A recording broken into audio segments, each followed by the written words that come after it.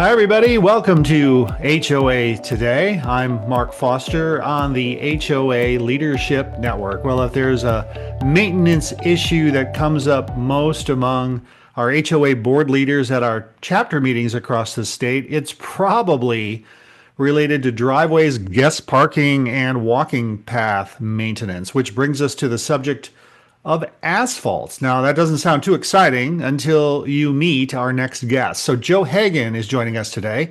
He's from J&W Asphalt of Burnsville, Minnesota, and he's spoken at our chapter meetings in the past and can actually make the subject of asphalt and asphalt paving incredibly interesting. So, Joe, thank you for joining us today. Thank you much for having me, Mark. Yeah, I almost called it asphalt painting, but it is kind of that way, isn't it? You probably feel like you're painting the metro area with asphalt. Well, definitely with one of our services, it's much akin to that. Okay. Well, let's just get right into it, Joe. You service a lot of multifamily properties and HOAs across Minnesota, so you run into a lot of challenges. So, what specific challenges would you share with HOA board leaders watching today when it comes to maintenance or repairing asphalt? What are those challenges and how do you address them? Number one, I would say, is doing an honest, thorough evaluation of the property and the asphalt we're looking at, be it driveways or streets. It's always important to see exactly where the HOA is sitting. If forgive me for saying this, but previous boards had kicked the can, pushed things down the road to the point that now you need to look more at the replacement side rather than the repair side. It's just taking a good look at the situation and addressing it from that point. One of the things that probably happens when you come into an HOA or a multifamily property, paving projects are big projects. So if it has to do with driveways or guest parking, or maybe you're doing walking paths, there's certainly disruption. How do you ensure that there's minimal disruption to residents during those big projects, Joe? Of course, the biggest thing is communication. Either dealing directly with the board so the board can reach out via email or whatever their preferred method is to their residents. As we're going, hypothetically, if we were doing driveway services, be it maintenance or replacement, we put notifications up on each resident's garage door the day before we're going to be working on their driveway. Other than that, it's really beneficial to have the property manager or the board relaying all the information to the residents, to the people of the HOA. A lot of times it gets phased out. You start at one end of the HOA and methodically work your way across it. And through communication, we really don't run into too many snags. It's all about being diligent with your communication, really.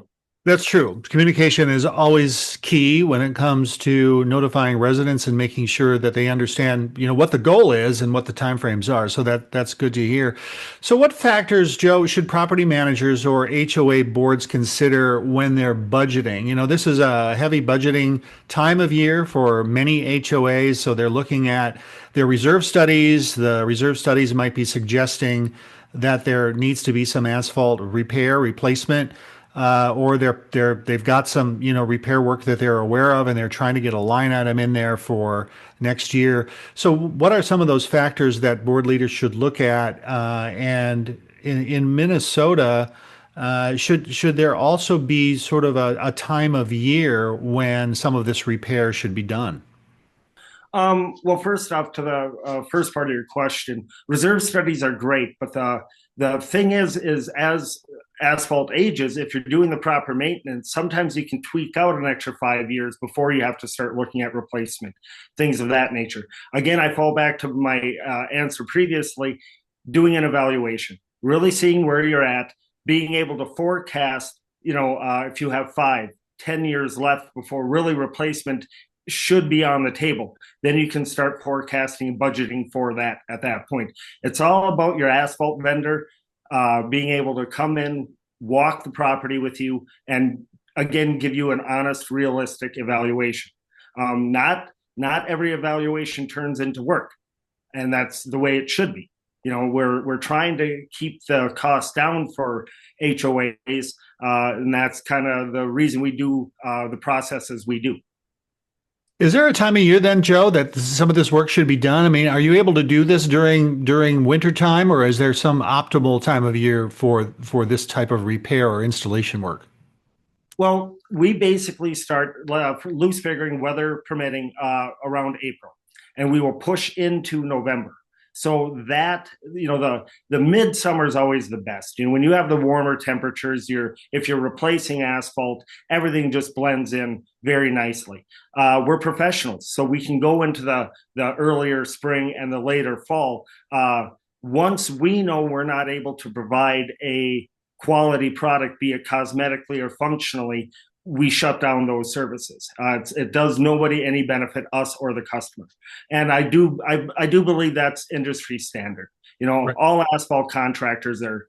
I do believe they have the best interests of their customers in mind.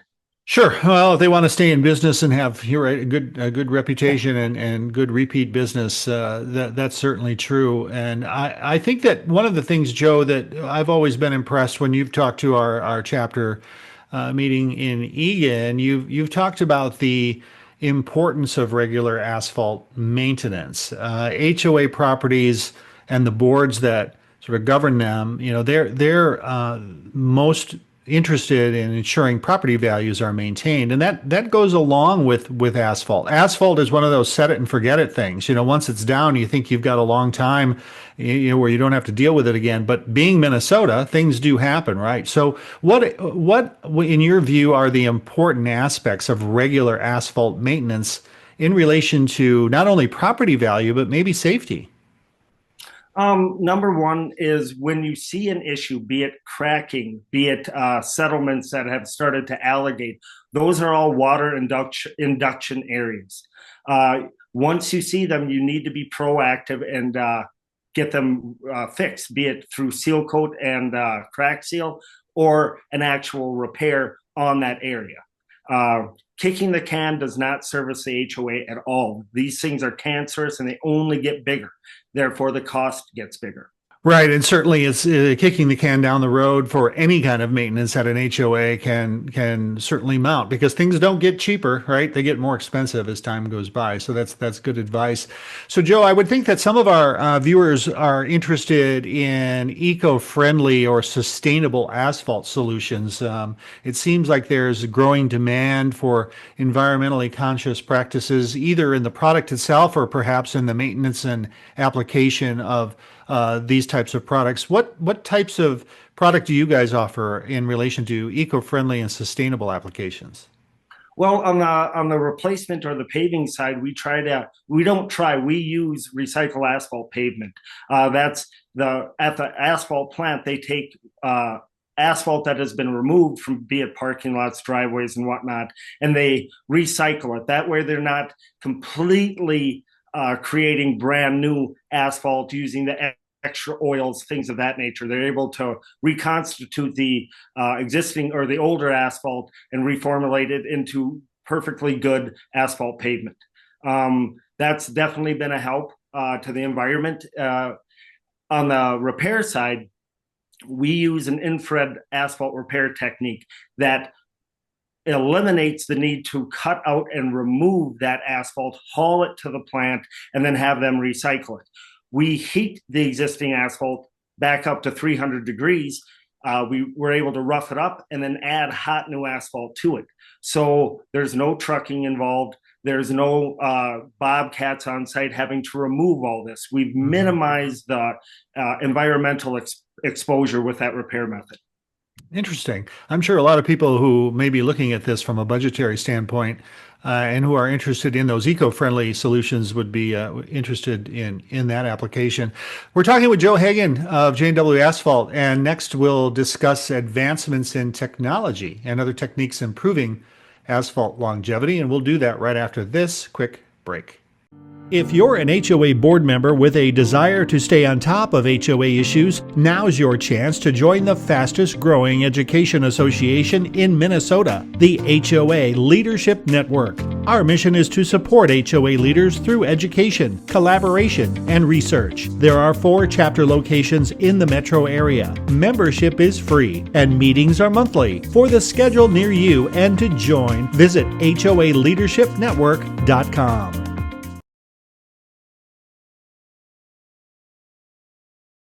Welcome back to HOA Today. I'm Mark Foster on the HOA Leadership Network. We're talking to Joe Hagen of J&W Asphalt. So Joe, interesting comments about asphalt that you've been providing. So what sort of advancements in technology or perhaps maybe new techniques have you adopted at J&W Asphalt to improve the durability and the longevity of the surfaces that you're laying?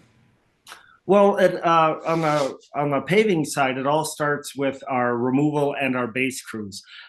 We use laser grading techniques to ensure drainage. There are certain situations just by the age of the HOA settlements and things of that nature where it can be pretty hard to get the water where you want it to go, be it to a drain, down the driveway to the curb line. So we try to use as much technology as we can to ensure we're able to provide that. On the paving side, we use asphalt that has polymer binders in it. It's a formulation that just works out better for longevity and cosmetics. And again, I kind of touched base previously about our repair techniques utilizing infrared repair. Right. It's definitely on the forefront of repair. We feel it's a far better method that I like to say we don't fix problems by leaving problems. Joe, as I mentioned, you guys are very popular. You're busy. You're doing a lot of work across the state. Can you share a recent success story, for our viewers, maybe a recent multifamily or HOA asphalt project that highlights the quality and impact of your work? Yeah, I'd be happy to. I'm not going to name the association itself, but it was in Farmington. And this goes back about 9 years ago when this whole thing started.